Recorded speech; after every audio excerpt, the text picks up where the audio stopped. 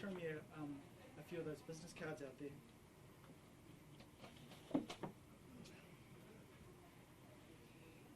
You want to stack for the table? Yeah, I'm going to prop up the table. Do you want a bit of this? Yeah. For the row. Thank you.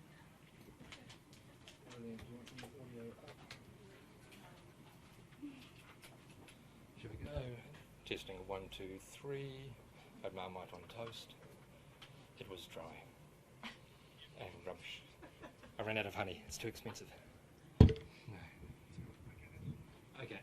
Sweet. How's that rocking? Oh, we can still on mic.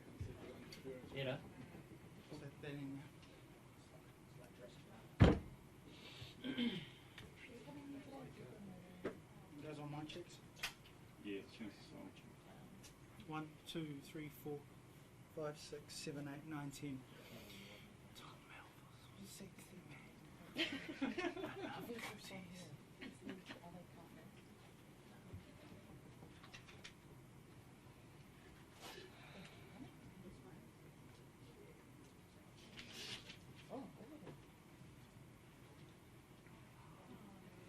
Rock test, please.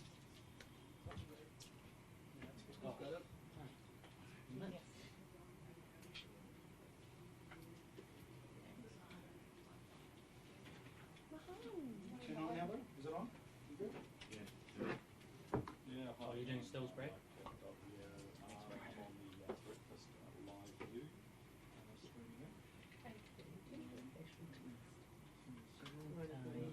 From do it from the email. I can't do it. I don't know. You know, I'm going to... Oh, can you? Yeah. Do you want to do mine? Yeah, I do do that, yeah. Yep. I'll keep trying to do mine, but... Yep, that's the one. Sorry? You've got anything It's your up. Yep, coming up. You can put me through to the meetings.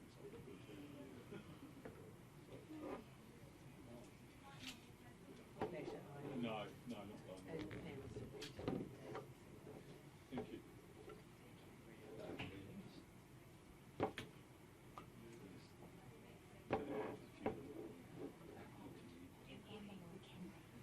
Oh, yeah, Brad's got it. Oh, stills.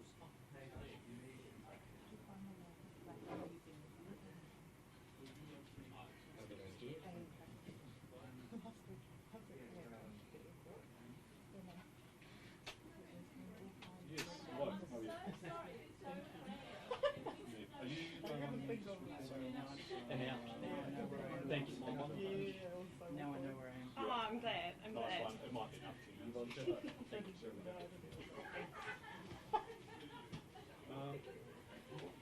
What's the slide? Hang on, let me just check. Just checking. H-A-A-G, Haga. H-A-G, yeah, H-A-G-A-R. Yeah, nice one. Thank you. Cheers. Thanks, Nick. There's an exhibition at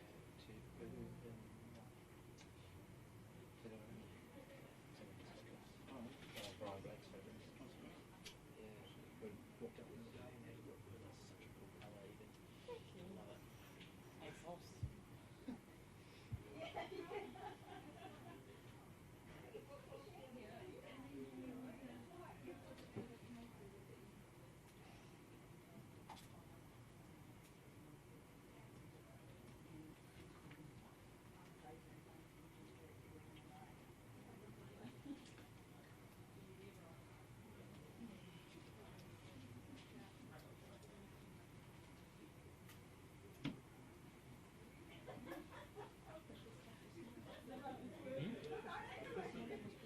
Really good. Yeah.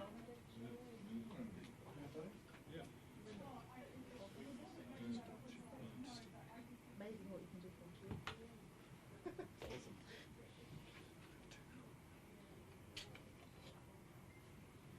Hello, it's Tom Melville here.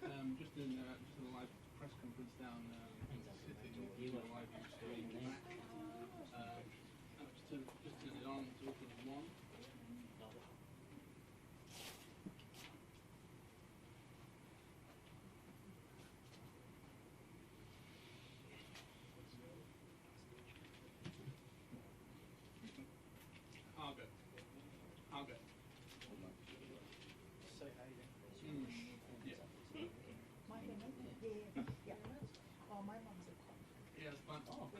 ever.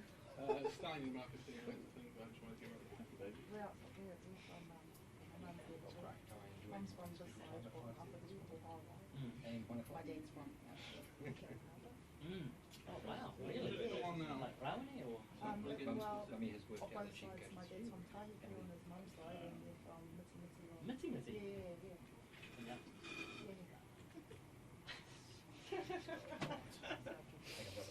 We're having a ground chicken now before we start.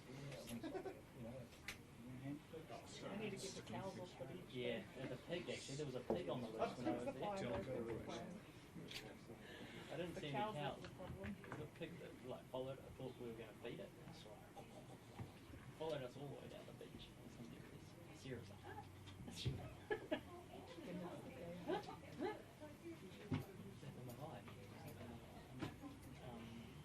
And not at the Marae, at the paddock. But it followed us down the beach. Who got front row seats? Oh, I don't know. Hey. Oh, Hey, how are you? this is him. Wow, didn't recognise you there. We're all getting older, aren't we? Oh, right. Oh, thanks. Great. More distinguished. We're all getting more distinguished. Yeah, thanks. Is that, oh, that dye job was bad. About, well, they said about 5, 10 past 11. Yeah. Yeah. We should be on for about 5 past. Okay, 5 past, Is that 5 alright? past 11. Is that alright for everyone? Yeah. Yeah. Thanks, mate. We'll do it after the Fine. class. That's fine. Okay, what do I need? Sorry, you need to just make sure you leave back. It's fine, otherwise. Do these absolutely have to be this price? Because I've got my papers I need to review to. Yeah, sorry. Shuffle everyone backwards, okay? Is that okay? I'll speak clearly. Yeah, I just need my papers. Probably better anyway. Enough space there? Thank you, yeah. Oh, sorry. Just Well, one person yeah. talking? No, there's going to be 3 of us. Right. So there's going to Turn be, it on. No, it's pointed. Yeah. Yeah. Thanks, mate. The other 2 seats going to be used? yeah, they're going to be here. There's going to be Richard Yep. and Rodney.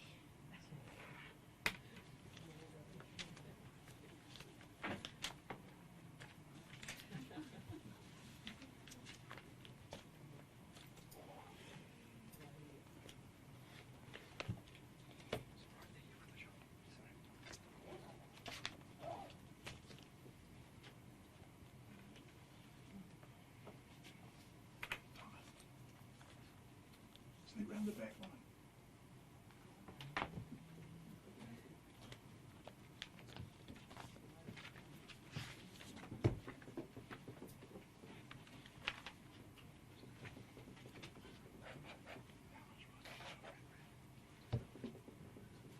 Okay, thanks, bro. Just don't breathe.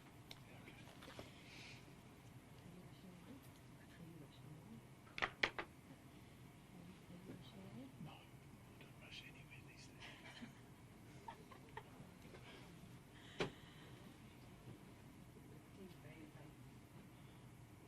I can trust you to leave these here. Yeah.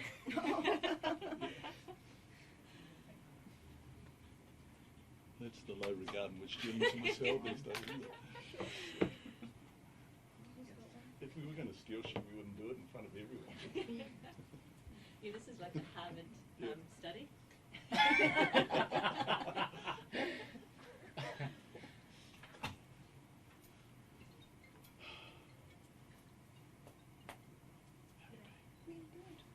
That's a serious question. Where does the janitor put the mops to use this room? And also, yeah, the care. I mean, I watch people just hang that stuff out so fast, and the quality is remarkably high in the circumstances. I mean, there are so few typos and I'm sitting on an repetitions. upturned bucket, mate. Yeah. Yeah.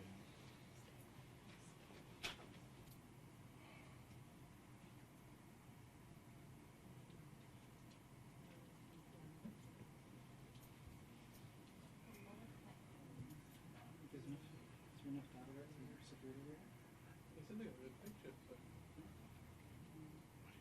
It's interesting.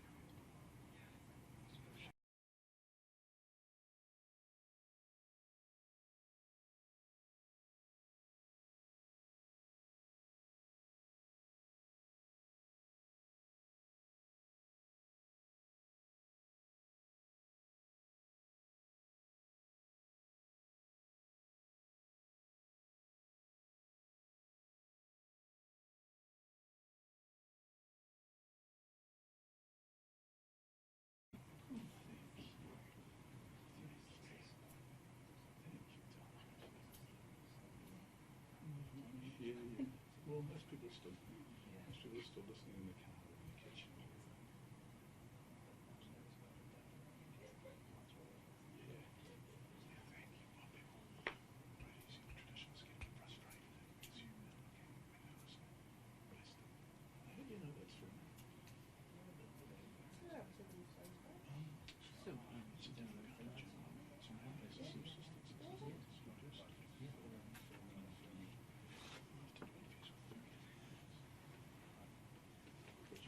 We can all read by numbers.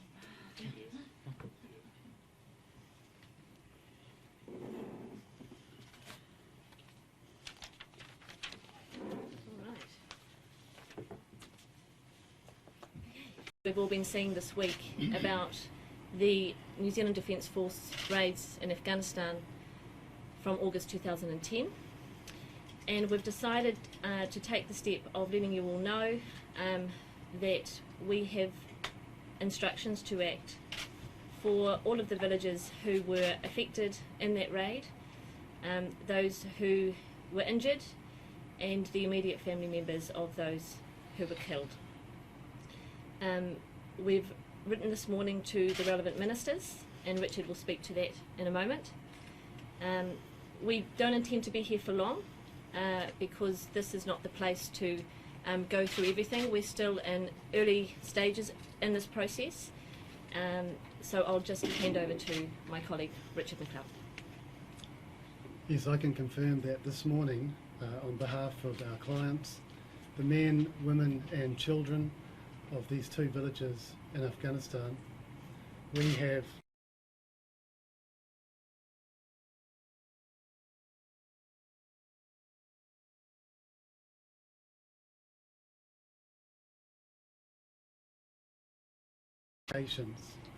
that during the course of their attack on these villages in 2010, the New Zealand Defence Forces breached fundamental principles of both New Zealand law and international law, including war crimes and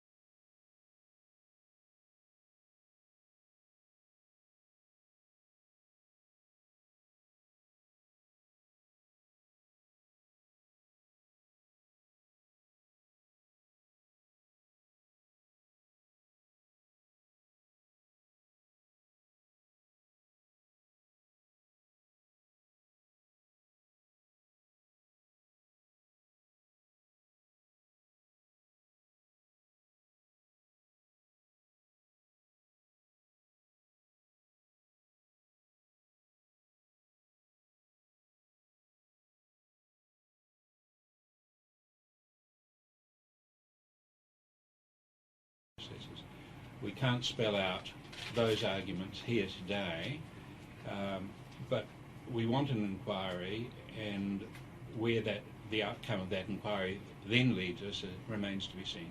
Have you been to Afghanistan? Have you been to Afghanistan to meet with the villagers? No, we haven't been to Afghanistan, and these villages are in a very remote village.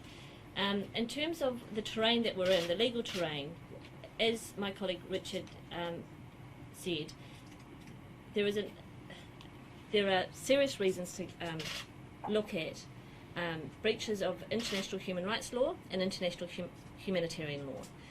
And there are domestic and international obligations that follow on the New Zealand state, given the concerns that have been raised about the raids on the villages of Naik and Kakuradad. So international law, human rights law, is very clear that when there are violations of such fundamental rights, that there must be a full and independent investigation and inquiry. That's a well-known principle of law. So this is not a lawsuit per se at the moment. This is a call for an inquiry, which the government seems to be suggesting is a discretionary thing. You're saying it has to happen. Correct. We're saying that under law, an independent investigation and inquiry must occur as stage one. And then following that, you look at stage two, which is accountability. If that inquiry doesn't happen, where to next? How would you get around that? Well, that's a decision that will be made at that time. We're not going to set out a whole series of steps based on decisions not yet taken. When was the approach made by the villagers to John Sevens, and how long has this sort of been in the works for? Yes, so in spring of last year.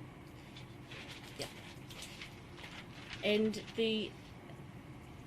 And so I spoke very recently to the villagers and spoke to them about what has been occurring in New Zealand, the huge public discussion and concern that we've all seen. And the villagers, first of all, would like to convey their thanks to the public, and in terms of talking about what has happened, and they are very touched, in particular, that little Fatima is being acknowledged, because she was a very beloved child of the village. And they are also very concerned to see some of the comments that are coming out in order to justify the attacks, and they are clear that they are a simple, poor village, and that they have lost their dearest people for no reason, and they really just ask for whatever help that can be given to them following what has occurred to them. You were in touch in spring with the villagers. How come it's just now that you're taking this action? So since then, we've been looking into various aspects of law and just trying to get, clear about what's happening. And since the publication of Hit and Run and all the statements that are being made, and the clear, it's very clear, isn't it, in terms of each day something new comes out, there's a different version, there's, that it's clear that now is the time to request formally for an independent and full inquiry into this matter. So you've waited for the government's response to the book? Has that been part of it? No. It's there has been, we have, as I say, been looking into these matters, and have been requesting some information and waiting for that. And so, we're just taking this step, given the public discussion about this, to let you know that we are in the frame for these villagers, and we are here to represent their interests. You've said they want some sort of any type of help. Specifically, what are they asking for? What are they wanting as a result of this? Well, in terms of what the law says, when there has been a breach of rights, there needs to be, first of all, an investigation, and then if there has been a breach, then the next steps are accountability, and then we look at what appropriate apologies, reparation, compensation is paid. But we're a very long way from that. We're very much at step one, for it to be clear to us all and these villagers about what occurred, in these SAS raids. So I'm just going to take a couple more questions. Do you have any idea of what the makeup of this independent inquiry would look like? Who you would like to see sitting on this inquiry? The letter we have sent off today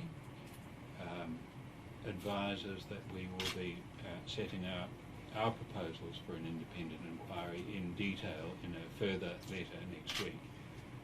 and I think that we'll need to wait until that letter is sent. Does this mean that you prima facie accept the book's version of events, that there were 6 civilian deaths, as opposed to the New Zealand Defence Force version of events, which explicitly stated there were no civilian deaths?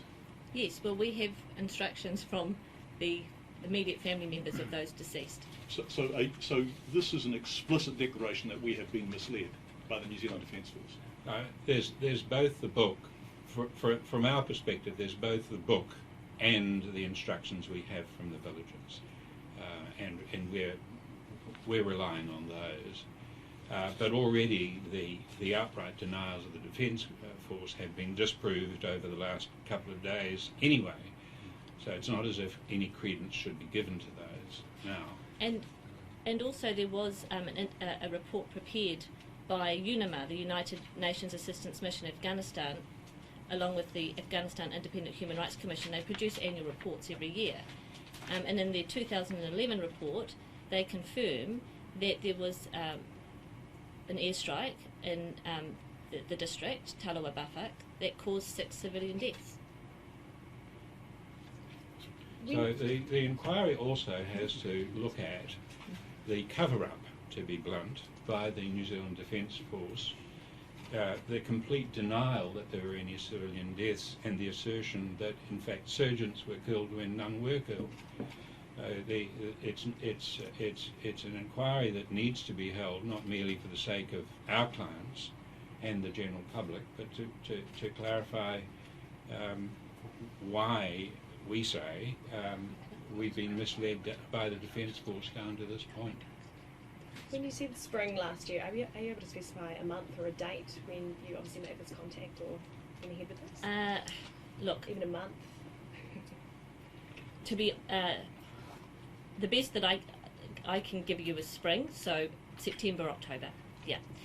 All right. So that's all we really have to say. We're thank you very much for coming today, and we'll leave it there. Thank you. Thanks.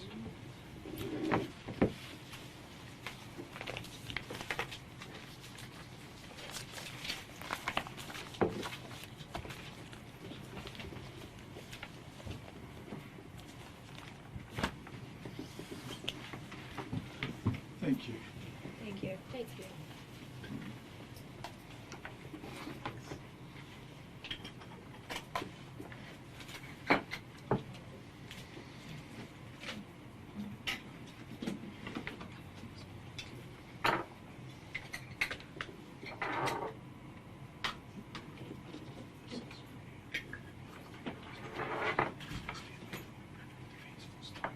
I mean, this is what's being alleged.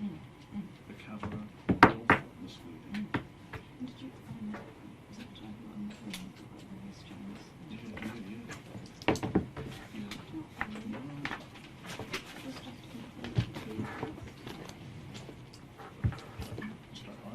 Yeah, my friend. He's just relying on what he... Yeah.